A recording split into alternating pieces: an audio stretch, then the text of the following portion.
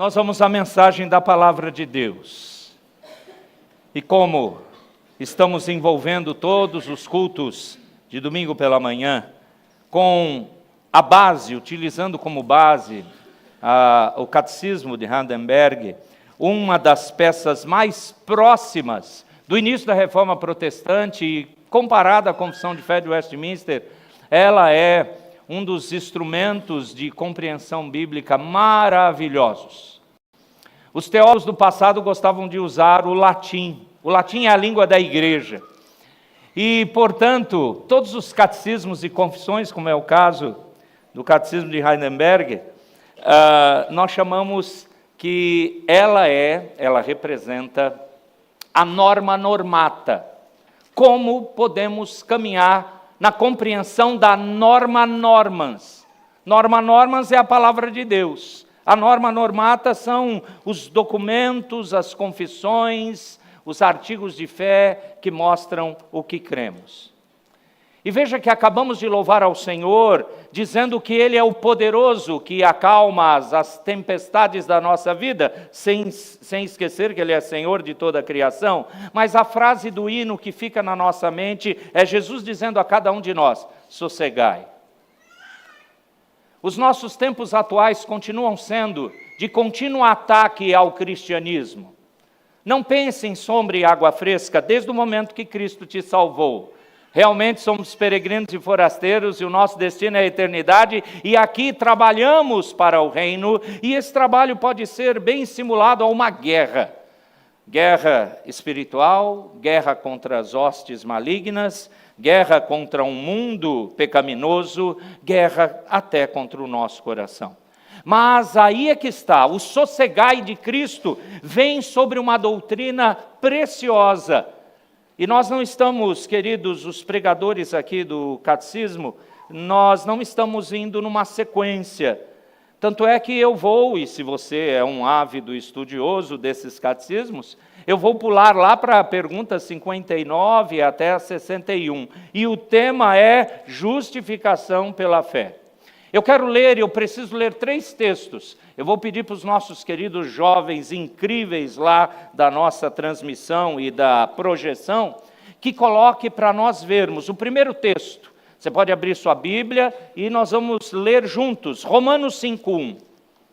Carta do apóstolo Paulo aos Romanos, capítulo 5, verso 1. Por favor, eu gostaria que nós lêssemos a uma só voz. São 3 textos, começando por esse. Romanos 5:1. Vamos ler? Justificados, pois, mediante a fé, temos paz com Deus por meio de nosso Senhor Jesus Cristo. Agora vá comigo em Gálatas capítulo 2. Gálatas capítulo 2. No verso de número 16. Gálatas 2:16. Vamos ler juntos? Gálatas 2:16. Sabendo, contudo, que o homem não é justificado por obras da lei, e sim mediante a fé em Cristo Jesus, também temos crido que em Cristo Jesus, para que fôssemos justificados pela fé em Cristo e não por obras da lei, pois por obras da lei ninguém será justificado. Último texto, Filipenses, capítulo 3, na sequência bíblica, Filipenses 3, versículo de número 9. Filipenses 3, verso 9. Vamos ler?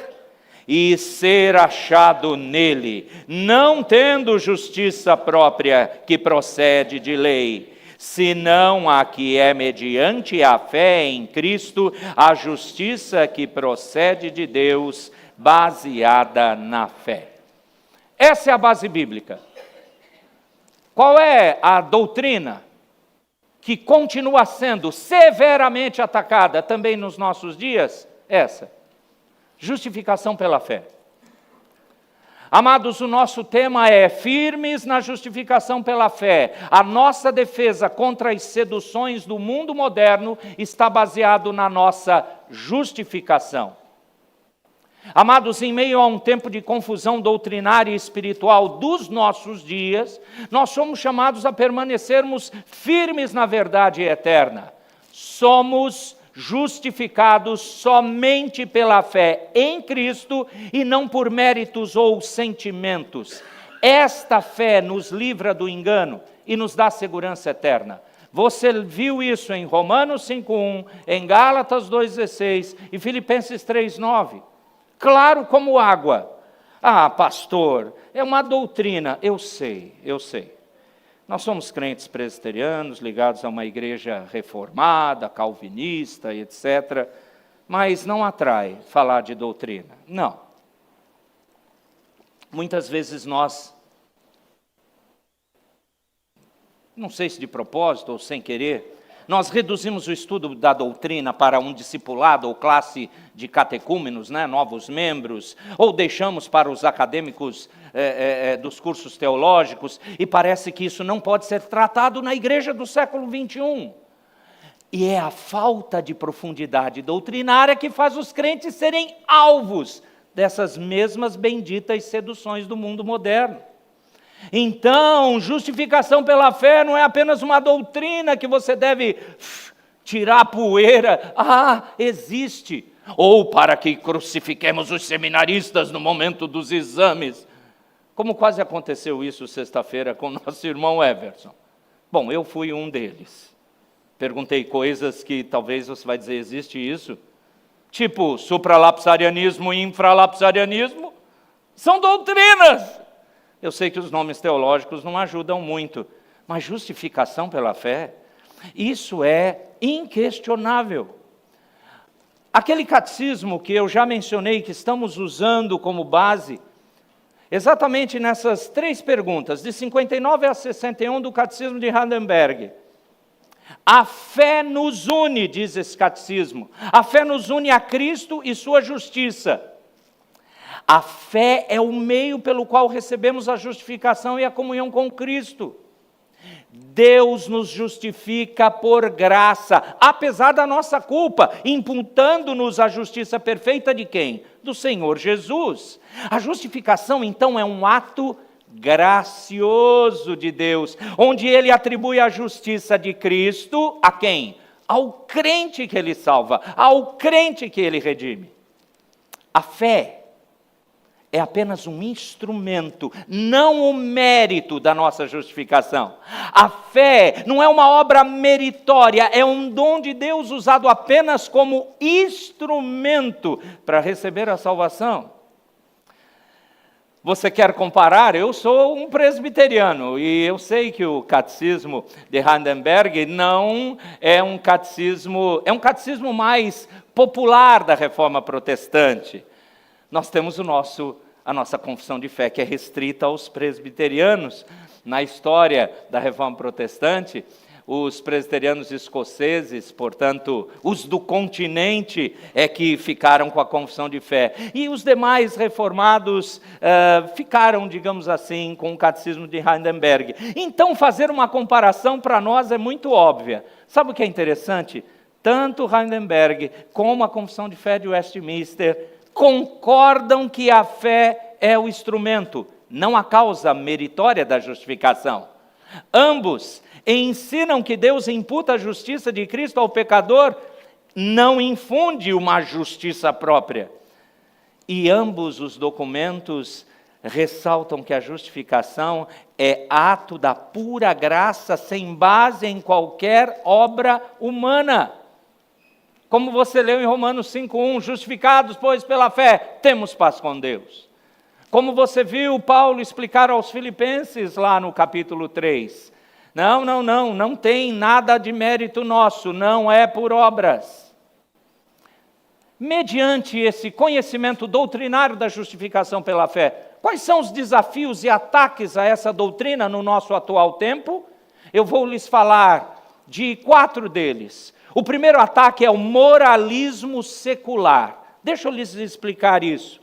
Ideias modernas surgem que ser uma boa pessoa é suficiente para agradar a Deus. Isso minimiza o evangelho da graça.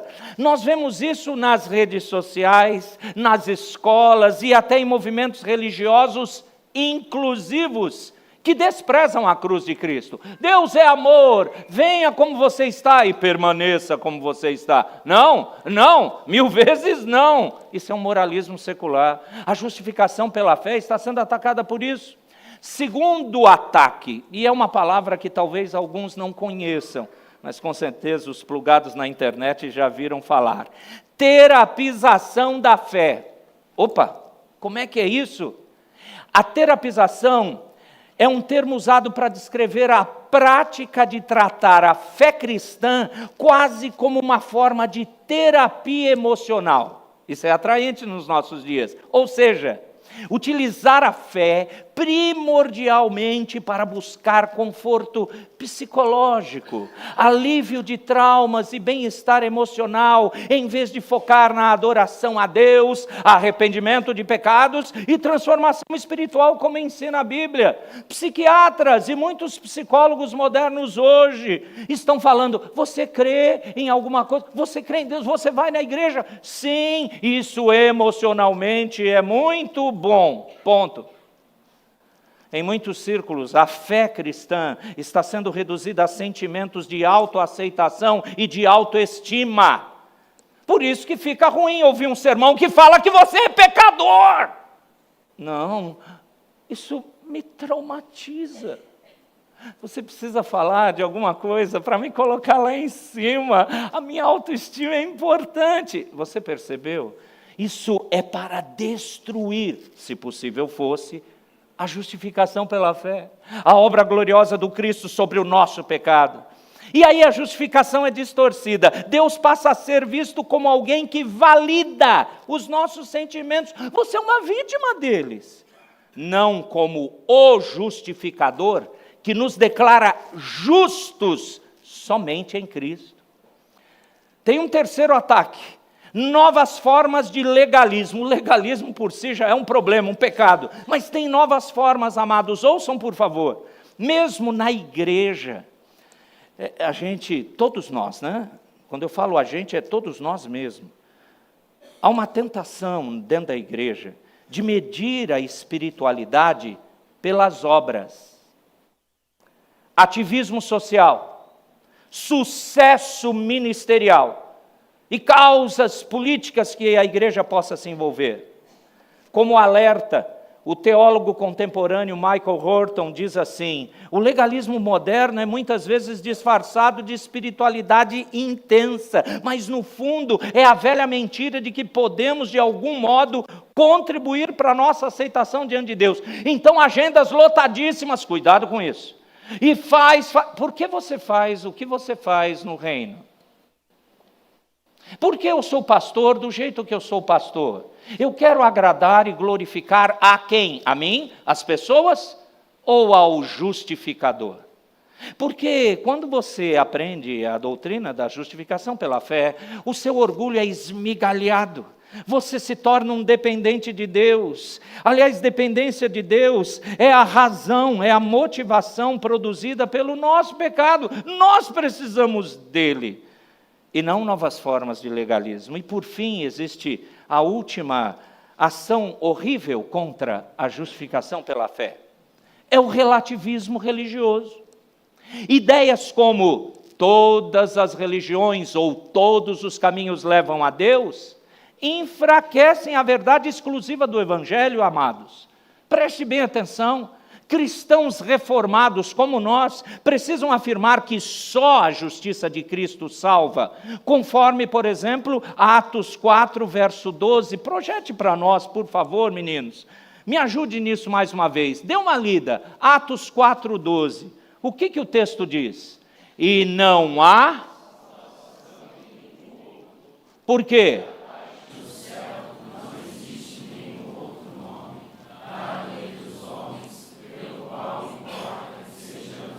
Existe outra forma de salvação? Existe um outro nome, algum outro meio? Não, só Cristo, por causa da sua justificação. Enfim, Vamos caminhar para a aplicação. O que você faz com a doutrina da justificação? O que você faz com Romanos 5:1, Gálatas 2:16, Filipenses 3:9? O que na prática, no seu cotidiano de lutas terrenas, como isso se torna eficaz para você? Aplicação realista para os nossos dias. No seu trabalho, em empresas onde valores éticos estão sendo substituídos por ética da performance. Nós, presbiterianos, devemos lembrar que o seu valor, o valor da justificação pela fé, nosso valor, portanto, está em Cristo e não nos resultados. Você quer aplicar isso praticamente? Comece cada dia orando assim: Senhor, que eu não busque a aprovação dos homens, mas viva como quem já foi aceito em Cristo. Como você aplica a justificação pela fé na sua família? Pais e mães cristãos precisam ensinar seus filhos que a aceitação diante de Deus não vem por bom comportamento, mas por confiar em Cristo. Evidentemente, se você confiar em Cristo, vai obedecer a palavra e você vai ter um comportamento edificante. Como é que eu aplico isso, então, na prática, na minha família? Quando corrigir os seus filhos, sempre faça a ligação, conecte a disciplina com a graça, mostrando que a obediência vem como resposta à graça e não como condição para ela. Aplique a justificação pela fé aqui, dentro da igreja. Amados, muitos membros medem a espiritualidade pela quantidade de atividades na igreja que fazem, que participam. Aplique corretamente a justificação pela fé. Lembre-se, somos salvos para servir e não por servir. Participe com alegria, sem aquela ansiedade de merecer algo de Deus. Senhor, eu venho em todos os cultos. No caso de alguns, vem de manhã, mas não vem de noite. Mas agora eu quero vir de noite. Eu quero vir de manhã, eu quero vir na quarta, eu quero vir em todos os trabalhos. Amém. Glória a Deus por sua vida. Mas eu quero que você sonde seu coração. É por gratidão porque Cristo te justificou, porque você foi salvo para servir. Você não é salvo por servir. E por fim, a última aplicação tem que ser para o nosso mundo ao redor, no testemunho para o mundo. Irmãos e irmãs, diante dos amigos ao redor, relativistas ou espiritualistas, testemunhem com clareza: sou salvo unicamente pela fé em Cristo e não por minhas obras. Como é que você aplica isso na prática? Prepare seu coração para responder com mansidão à razão da fé. Não é isso que 1 Pedro, capítulo 3, verso 15 diz? 1 Pedro 3,15, isso é para ajudar o Pedro, né, Pedro? Eu gosto de menina assim, a gente só olha e põe. O que o texto diz, amados? Antes, como o Senhor, estando sempre preparados para responder a todo aquele que vos pedir razão da esperança que está em vós. Mas com firmeza na verdade. É com amor, com paciência, mas com firmeza. Quem é você? Vão perguntar na rua. Não, você não é funcionário, empresário, ou seja lá qual a sua área de atuação. Quando te perguntarem quem é você, você vai dizer: eu sou um cristão, justificado por Cristo na cruz, para a glória de Deus Pai, não por mérito meu, mérito nosso, mas em Cristo e por causa de Cristo. Por isso eu sirvo a Deus. E aguardo novos céus e nova terra, a eternidade que Ele conquistou para nós, não por mim, mas para a glória dEle. Amém. Aleluia. Que o Senhor realmente nos ensine assim a sua palavra. Vamos orar para encerrarmos esse culto ao nosso Deus. Amados, enquanto você curva a sua cabeça, aprenda que no final de todas as mensagens, todo o ensino que você receber da Escritura, a oração deve ser quase a mesma. Ó Deus, ouvimos tua palavra. E nós queremos nos submeter a ela, para praticá-la no poder do teu Espírito. Execute isso em nós, faça isso em nós, em nome do Santo Cordeiro, o Senhor Jesus, nossa justiça, nosso justificador. No nome dele rogamos isso. Cumpra-se em nós a tua palavra. Amém.